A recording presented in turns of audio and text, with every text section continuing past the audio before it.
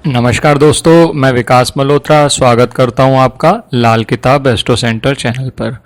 दोस्तों, साल 2022 का पहला चंद्र ग्रहण 16 मई को लगने वाला है और जैसा कि आप जानते हैं कि जो बहुत सारे ज्योतिष आचार्य हैं वो इस बात को शुरू हो जाएंगे कि 6 राशियां कंगाल हो गई, 6 राशियां मालामाल हो जाएंगी, 4 राशियां ख़त्म हो जाएंगी, 8 राशियों का के ऊपर बहुत दिक्कत आ जाएगी। ये बिना जानते हुए कि चंद्र ग्रहण क्या हमारे सिटी में दिखाई भी दे रहा है या नहीं। जैसा कि ये चंद्र ग्रहण है, चंद्र ग्रहण पे सूतक काल करना या चंद्र ग्रहण के टाइम प्रिकॉशंस लेना तब किया जाता है जब वो चंद्र ग्रहण आपके यहाँ पर आपकी सिटी में जहाँ पर आप रह रहे हैं वहाँ विजिबल होता है।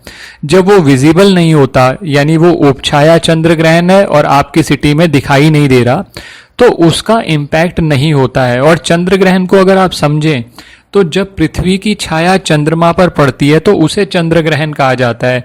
ये खगोलीय स्थिति है जब पृथ्वी चंद्रमा और सूर्य के बीच में आ जाती है और चंद्रमा पर सूर्य की रोशनी नहीं पड़ती और चंद्रमा पृथ्वी से दिखाई नहीं पड़ता और चंद्रमा पृथ्वी के ठीक पीछे प्रछाया में आ जाता है। इस समय पृथ्वी, सूर्य और चंद्रमा एक सीधी रेखा में अवस्थित होते हैं, इसी को चंद्र ग्रहण कहा जाता है।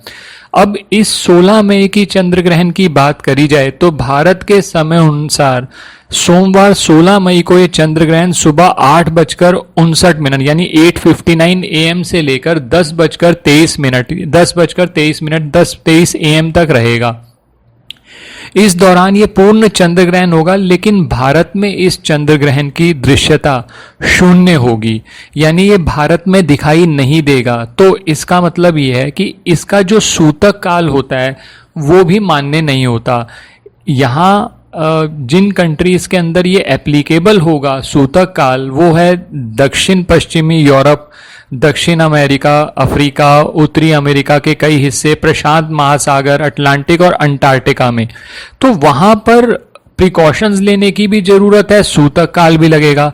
हमारे यहाँ पर ये दिखाई नहीं दे रहा तो ना सूतक काल लगेगा, ना कोई प्रिकॉशंस लेने की ज़रूरत है और ना ही आप ये सोच के चलें कि कोई राशियाँ एकदम कंगाल हो जाएंगी या मालामाल हो जाएंगी। लेकिन क्योंकि चंद्र ग्रहण एक खगोलीय घटना है और मैंने आपसे पहले भी ये कहा कि चंद्र ग्रहण एक ऐसी स्थिति में आ रहा है आपको कि जहाँ पर अगर आपका चंद्र कमज़ोर है तो आप कुछ रेमेडीज़ करके उस चंद्र ग्रहण का जो नुकसान होता है, नॉर्मली जो चंद्र का कहीं कॉम्बिनेशन बन रहा है केतु के साथ या चंद्र राहु का कॉम्बिनेशन है या कई ऐसे दोस्त हैं जिनके पत्रिका में चंद्रमा और शनि का कॉम्बिनेशन है जिसे विष योग भी कहा जाता है।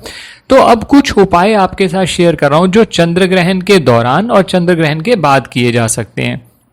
सबसे पहला तो अगर चंद्र ग्रहण के दौरान करने की बात करें, जो मैंने आपको टाइम आपके साथ बात करी है, किसी की भी पत्रिका में अगर चंद्र केतु का कॉम्बिनेशन है, चंद्र राहु का कॉम्बिनेशन है, चंद्र और शनि का कॉम्बिनेशन है, तो 1 किलो जौ ले लीजिए, कच्चे दूध के छींटे मार के उसको जल प्रवाह कर सकते हैं चंद्र ग्रहण की अवधि के दौरान। किसी समस्या की वजह से आप उस समय पर नहीं कर सकते तो चंद्र ग्रहण के बाद भी आप कर सकते हैं, कोई परेशानी वाली बात नहीं है, वहम मत डालिएगा इसके अपने माइंड में।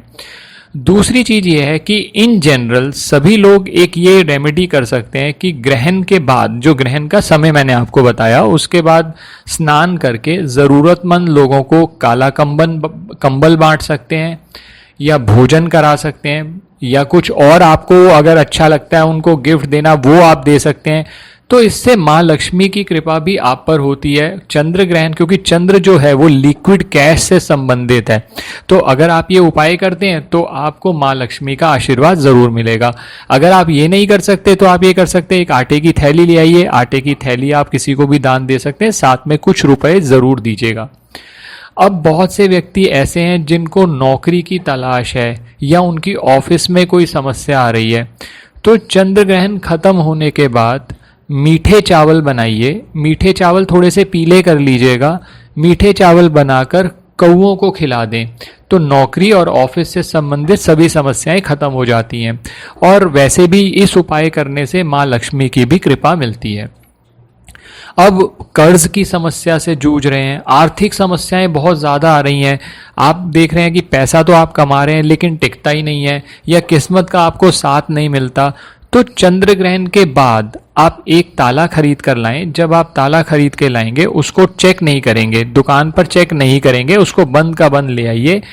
और चंद्र ग्रहण के समय, जिस दिन चंद्र ग्रहण है, जैसा कि मैं सोमवार की बात कर रहा हूं, रात के समय चंद्रमा की रोशनी में रख दीजिए। पूरी रात चंद्रमा की रोशनी में उसे रखे रहने दें। सुबह ताले को उठाकर किसी भी मंदिर में रख दें। जब भी उसको कोई खोलेगा आपकी आर्थिक समस्याओं में कमी आएगी और कर्ज से भी मुक्ति मिलेगी।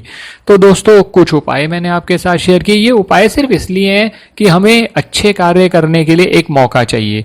चंद्र ग्रहण आया, हमने उस मौके का भी पूरा लाभ उठा लिया और अच्छे से उपाय कर लिए।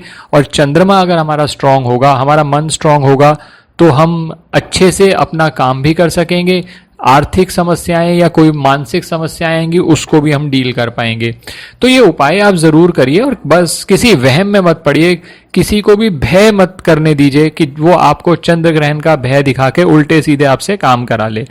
तो ये उपाय आप करिए और कोई भी परेशानी आपकी होगी तो ज़रूर दूर होगी। धन्यवाद दोस्तों, आशा करता हूँ वीडियो पसंद आया होगा। वीडियो पसंद आया है तो लाइक करें, बाकी लोगों के साथ भी शेयर करें। और अगर आप चैनल पर नए हैं तो चैनल सब्सक्राइब कर दें और बेल बटन को पुश करना ना भूलें, ताकि समय पर वीडियोस की नोटिफिकेशन आपको आती रहे।